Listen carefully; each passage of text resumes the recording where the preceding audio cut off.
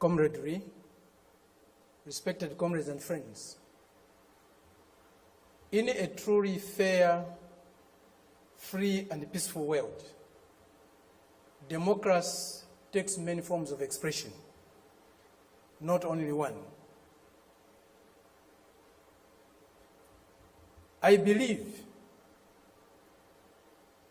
democracy is a government in which all the people participate, in which the interests of the people reign supreme, in which their country's sovereignty, their country's honor is at the top.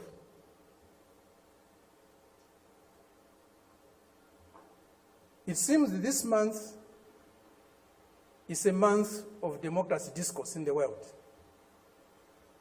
At the end of this month, there will be a conference in Lusaka, or a summit in Lusaka, Zambia, my country, led by the United States. They have come to Southern Africa to teach us democracy. A country that was opposed to our liberation, a country that supported colonial regimes, the apartheid regime in South Africa, the white racist minority regime in Zimbabwe, now Rhodesia, now Zimbabwe, the Portuguese colonial governments in Mozambique, in Angola, in Guinea-Bissau, and Cape Verde, today is coming to Africa to teach us about democracy. A country that has toppled so many governments in Africa, that has led so many coups in Africa and other parts of the world,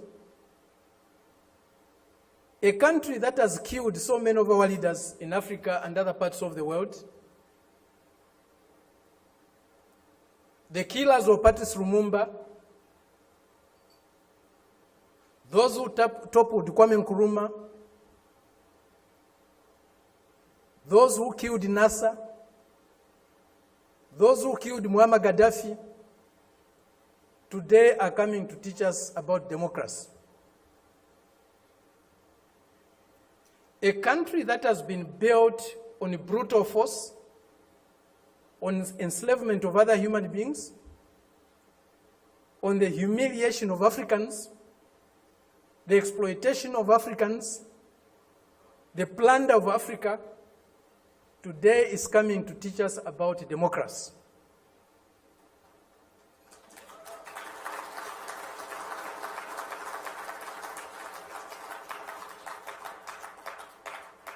That's the arrogance, the imperialist arrogance, the racist arrogance that we are subjected to.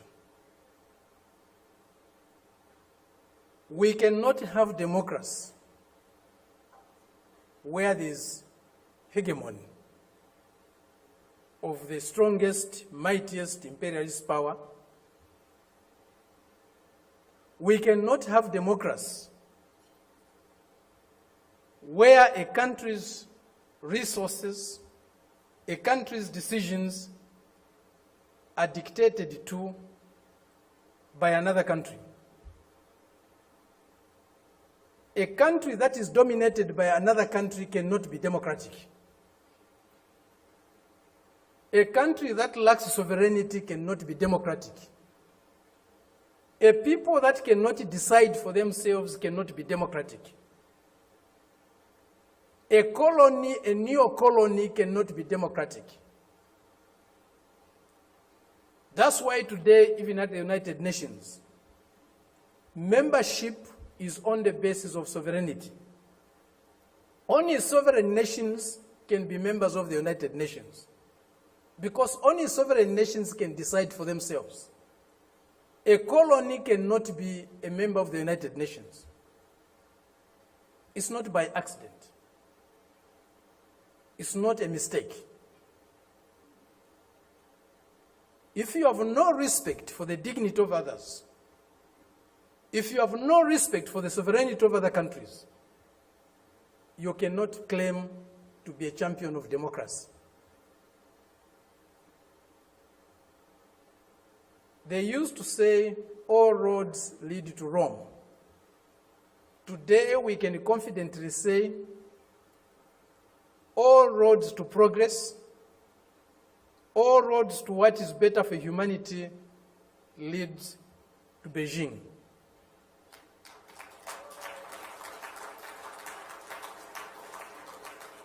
This is a country, this is a people that have developed themselves, that has developed itself without colonizing any country in the world, without plundering any country in the world, without subjugating any people in the world. This is a country that is developing with maximum respect for others, for their history, for their cultures, and recognizes the diversity that is there in civilization. We were only taught one form of civilization, one form of modernization. That was the Western way. Westernness was a measure of how civilized, how modern you are. We reject that. We reject it because it's not correct. We reject it because it's undemocratic. We reject it because it's uncivilized to think of the world and of other people in that way. Today, they cannot accept the fact that China has caught up with them.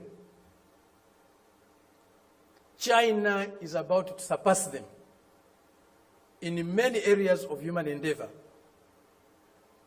The imperialist arrogance is inhibiting them from accepting that reality. The racist arrogance is inhibiting them from accepting that reality. But the world is changing.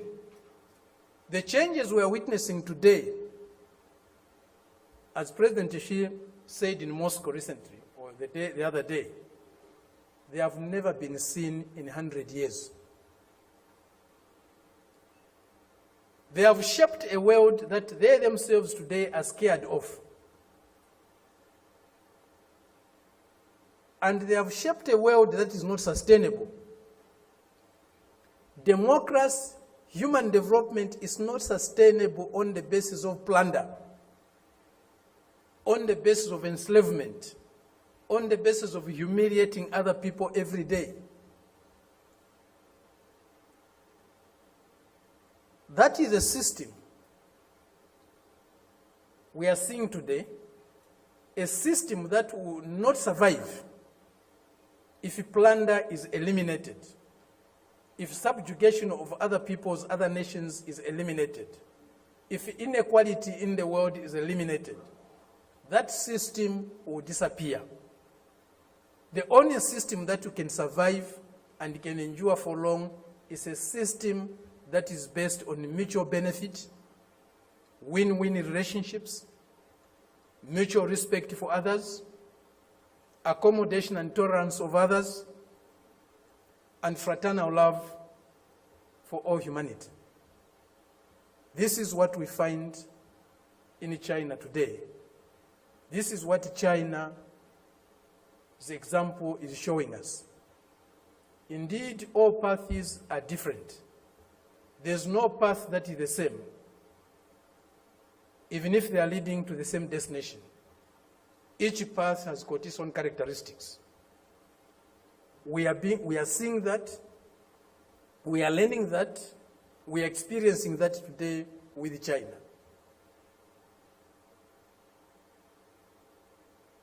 There are many things that need to be done to get the world that we want.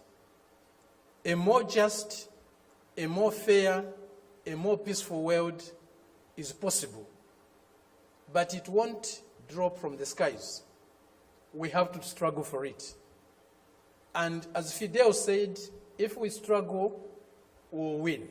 Thank you very much.